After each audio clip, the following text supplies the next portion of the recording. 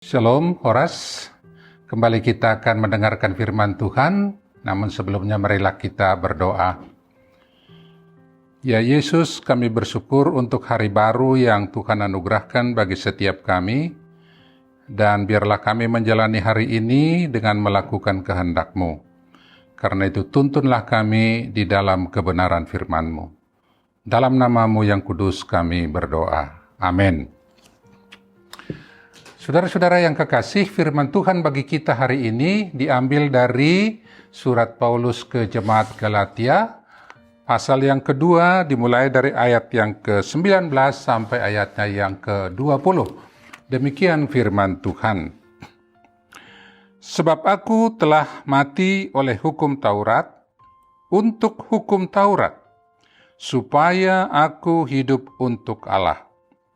Aku telah disalibkan dengan Kristus. Namun aku hidup, tetapi bukan lagi aku sendiri yang hidup, melainkan Kristus yang hidup di dalam aku. Dan hidupku yang kuhidupi sekarang di dalam daging adalah hidup oleh iman dalam Anak Allah yang telah mengasihi aku dan menyerahkan dirinya untuk aku. Amin.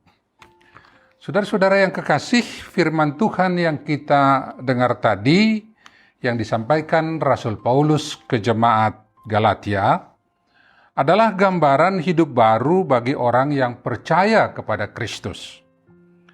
Oleh apa yang Tuhan Yesus Kristus telah lakukan untuk kita, lewat menyerahkan dirinya dalam pengorbanan di kayu salib, yang menjadikan orang yang percaya kepadanya telah menerima pengampunan dosa dan keselamatan.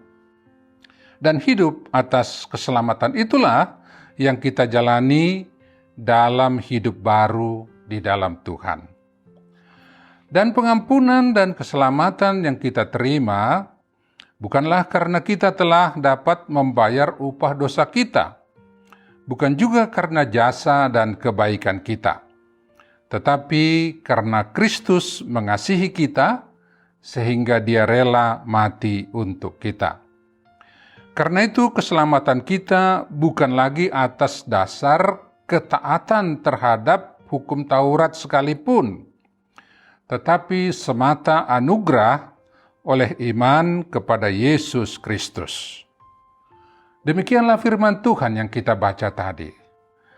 Dan kita akan lebih mendalami lagi melalui apa yang dijelaskan oleh firman ini kepada kita.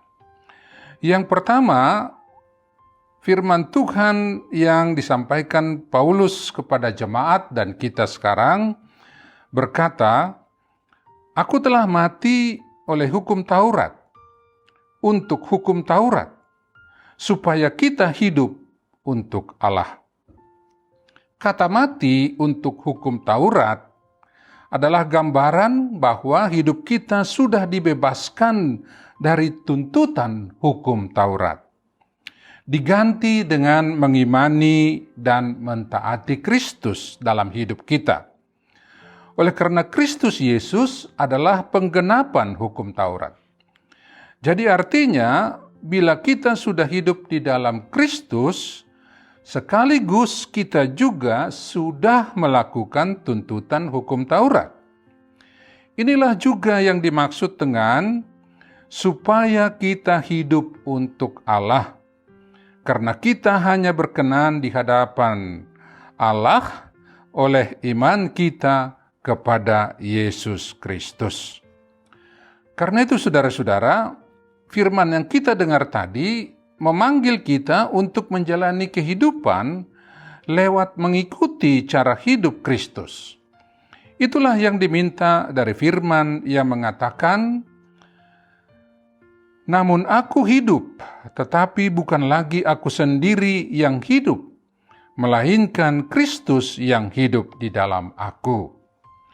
Dari firman ini, bagaimanakah kita menjalani kehidupan yang sudah berarti Kristus hidup di dalam kita? Saudara-saudara, hidup dan kehidupan kita tentu dijalani dalam pertumbuhan. Dan pertumbuhan adalah tanda adanya kehidupan.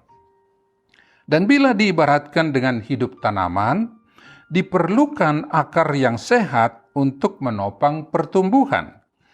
Karena itu tanda kita hidup di dalam Kristus, hendaklah juga kita berakar di dalam Kristus. Kita dibangun di dalam Dia.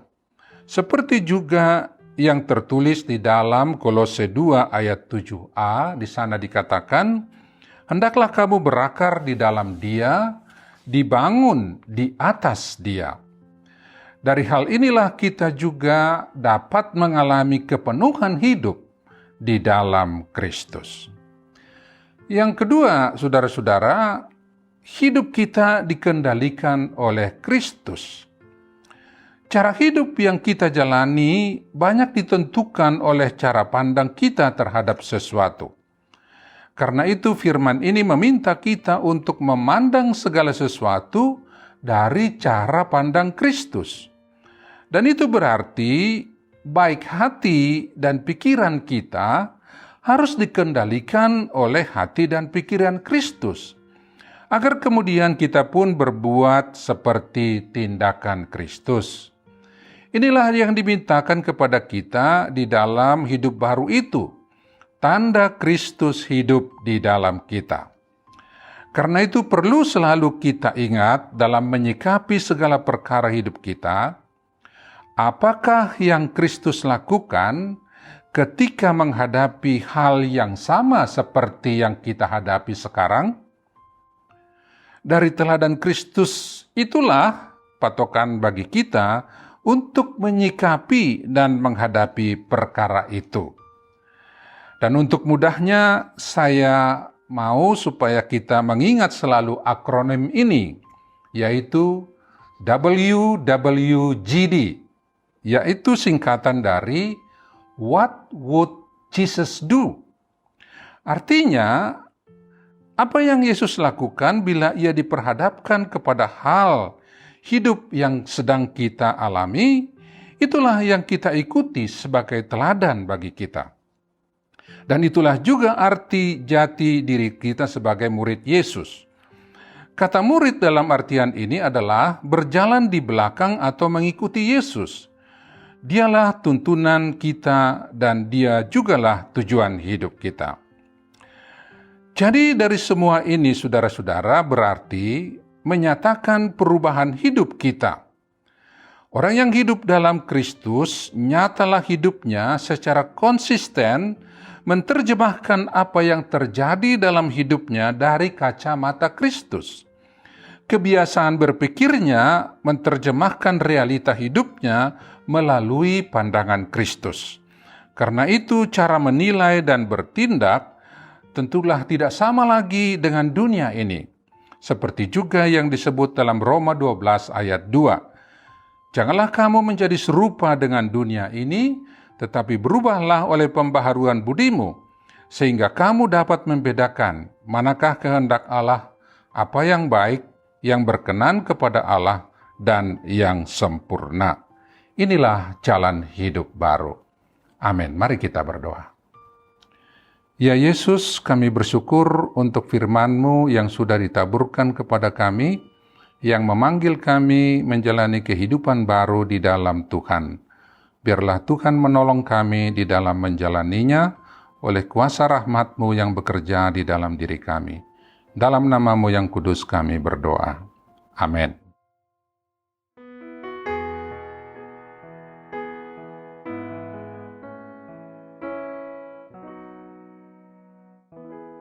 Roh Allah yang hidup penuhiku,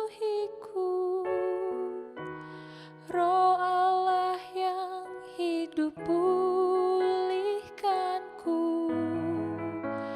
turunlah urapan ke atasku, membangkitkan kuasa-Mu, membebaskan hati yang terbelenggu,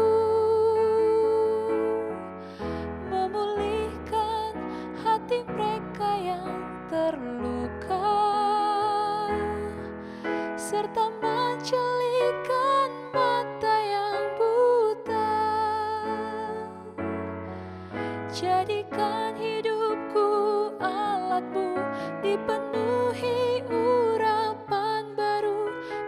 menyatakan kebesaran kuasa-Mu,